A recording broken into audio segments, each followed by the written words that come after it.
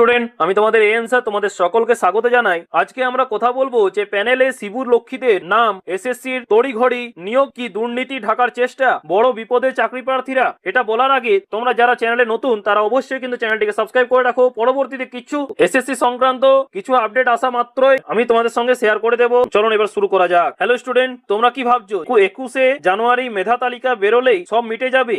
একদমই না। আজকে ফেসবুক আর সোশ্যাল মিডিয়ায় ভাইরাল হয়েছে তাতে তোমাদের পায়ের তলার মাটি সরে যেতে পারে। একদিকে কমিশন বলছে যে ভোটের আগে নিয়োগ হবে, আর অন্যদিকে প্যানেল নাকি নাম ঢুকছে সেই পুরনো দাগীদের। তোমরা কি চেনা এই টুঙ্গি, লক্ষ্মী বা শিবুদের? কেন হঠাৎ করে এই চূড়ান্ত তৎপরতা? আজকের আমি পর্দাফাশ করব যে এই নিয়োগ কি আদেও চাকরি দেওয়ার জন্য, নাকি আগের বড় কোনো দুর্নীতি ঢাকার একটা মরিয়া চেষ্টা। পুরো ভিডিওটা দেখো, কারণ আজকের এই ভিডিওতে খুবই গুরুত্বপূর্ণ আপডেট দেওয়া হচ্ছে যাতে তোমরা পরবর্তীতে সতর্ক হতে পারো। চলো শুরু করা যাক। আজকে সকাল থেকেই ফেসবুকে একটা খবর দাবানলের মতো ছড়িয়েছে। দাবি করা হচ্ছে যে যারা আগে দুর্নীতিতে অভিযুক্ত ছিল, যাদের নাম ওএমআর সিট জালিয়াতি জড়িয়েছিল, সেই শিবু বা লক্ষ্মীদের মতো ক্যারেক্টাররা নাকি আবার এই নতুন প্যানেলে জায়গা করে নিচ্ছে। তোমরা যারা রাত জেগে পড়াশোনা করলে, বছরের পর বছর রাস্তায় বসে রোদ বৃষ্টি মাথায় নিয়ে আন্দোলন করলে, তোমাদের জায়গা কি আবার সেই অযোগ্যরাই নিয়ে নেবে? যদি এই ভাইরাল খবর সত্যি হয় তবে বুঝে নাও গোটা সিস্টেমটা এখনো কতটা বিছিয়ে আছে। অযোগ্যদের নাম যদি একবার প্যানেলে ঢুকে পড়ে তবে হাইকোর্টের নির্দেশে গোটা প্যানেলটা আবার বাতিল হতে সময় লাগবে না। এখন প্রশ্ন হলো যে এসএসসি কেন এত তাড়াতাড়ি রেজাল্ট বের করতে চাইছে? এর পেছনে কি শুধু ভোট নাকি অন্য কোনো অঙ্ক?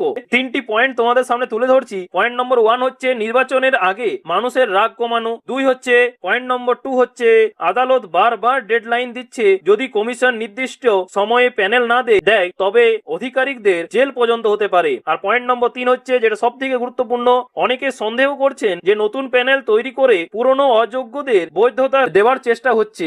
অর্থাৎ যারা আগে ব্যাকডোর দিয়ে ঢুকেছিল তাদের ওই নাম আবার নতুন করে প্যানেলে দিয়ে বলা হবে দেখুন এরা তো যোগ্য। এই নোংরা খেলাটা তোমরা ধরতে পারছো কি? বন্ধুরা, তোমরা যারা ভাবছো যে চাকরিটা হয়ে গেল, তাহলে তোমাদের একটু সতর্ক করি। এই নিয়োগ প্রক্রিয়ায় যদি 1%ও দুর্নীতির গন্ধ পাওয়া যায় তবে কিন্তু হাইকোর্ট বা সুপ্রিম কোর্ট দ্বিতীয়বার ভাববে না যে গোটা প্যানেল বাতিল করতে। আগেও আমরা দেখেছি যে 26,000 চাকরি একসাথে কিন্তু চলে গিয়েছিল। যদি এবারও সেই একই ভুল হয়, অর্থাৎ যদি অযোগ্যদের নাম ঢুকে থাকে, তবে কিন্তু যারা সৎ পথে যোগ্য হয়ে প্যানেলের নাম তুলবে তাদের ভবিষ্যৎও অন্ধকারে ডুবে যাবে। এটা একটা মারাত্মক রিস্ক। কমিশন কি আদৌ ওএমআর সিট এবং ভেরিফিকেশনটা করেছে, নাকি তাড়াহুড়ো করে প্যানেল বানিয়ে দায় সারতে চাইছে? কেননা টুঙ্গি, লক্ষ্মী ও শিবু দাগি এর তালিকায় এসেছে কি যে আজকে সোশ্যাল মিডিয়ায় এই টুঙ্গি, লক্ষ্মী বা শিবুদের নিয়ে যে ট্রোল হচ্ছে সেটা আসলে একটা করুণ রসিকতা। এটা প্রমাণ করে যে মানুষের সিস্টেমের ওপর আর কোনো ভরসা নেই। মানুষ মনে করছে যে যোগ্যরা